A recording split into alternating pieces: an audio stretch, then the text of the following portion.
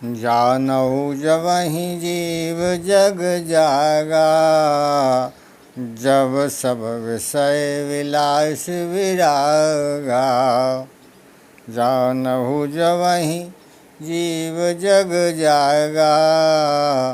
जब सब विषय विलास विरागा।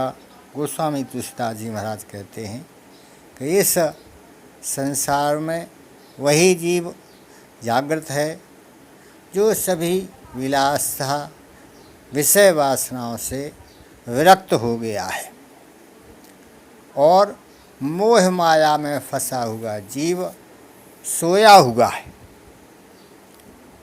श्रीफल नारियल, नारियल के अंदर सफ़ेद गोला और उसका कठोर आवरण होता है। एक होने पर भी जब तक अंदर पानी है तब तक वे एक दूसरे को छोड़ते नहीं हैं। इसी प्रकार जब तक मनुष्य को विषय में रस है, विषय की आसक्ति है, तब तक शरीर और आत्मा की भिन्नता का अनुभव नहीं हो सकता। शरीर आवरण है, आत्मा गोला है और विषय रस पानी है।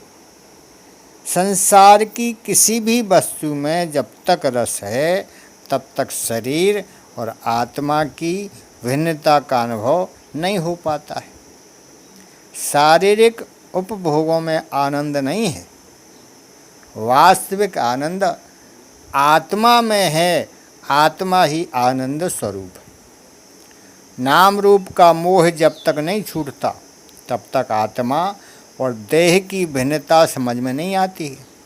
इसके विपरीत देहाध्यास बढ़ता ही है। संसार के जड़ पदार्थों से यदि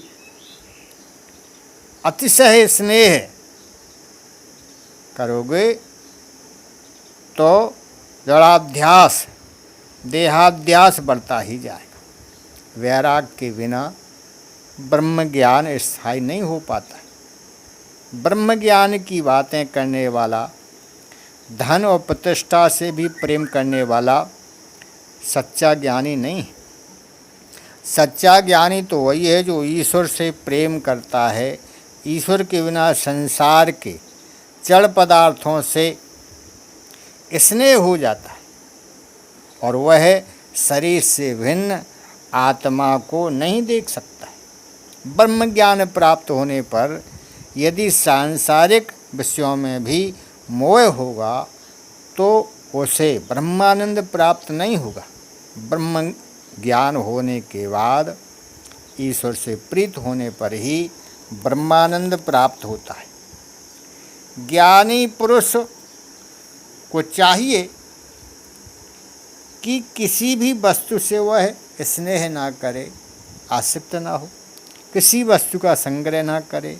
यह मनुष्य जन्म तप करने के लिए है। मनुष्य देह से तप करने से अंतःकरण शुद्ध होता है। अंतःकरण की शुद्धि से अनंत ब्रह्म सुख की प्राप्ति होती है। महापुरुषों की सेवा मुक्ति का द्वार है और कामियों की सेवा संग नरक द्वार है। इस मृत्यु रूप संसार में फंसे हुए अन्य लोगों का जो उद्धार करने में असमर्थ है वह गुरु नहीं, वह स्वजन नहीं, वह माता पिता नहीं।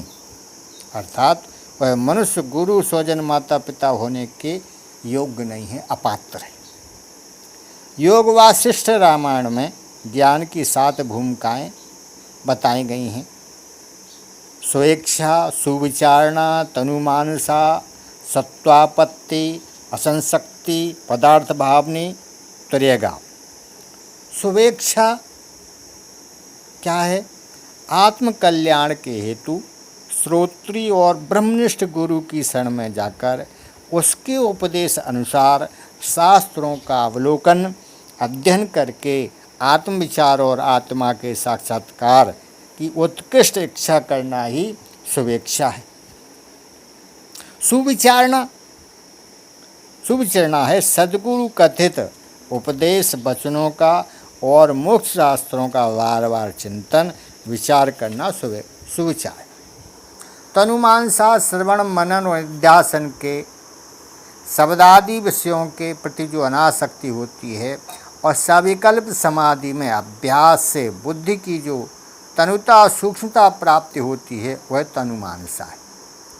सत्वापत्ति ऊपर कही गई 3 बातों से साक्षात्कार पर्यंत स्थिति अर्थात निर्विकल्प समाधि रूप स्थिति ही सत्वापत्ति है। ज्ञान की चौथी भूमिका वाला पुरुष ब्रह्मविद कहलाता है। असंशक्ति चित्त विषयक परमानंद और नित्य परोक्ष ऐसी ब्रह्मात्म भावना का साक्षात्कार रूप चमत्कार असंशक्ति है।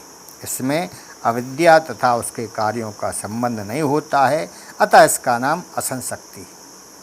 6वीं है पदार्थ भावनी। पदार्थों की दृढ़ अप्रतीति होती है, वह पदार्थ भावनी है।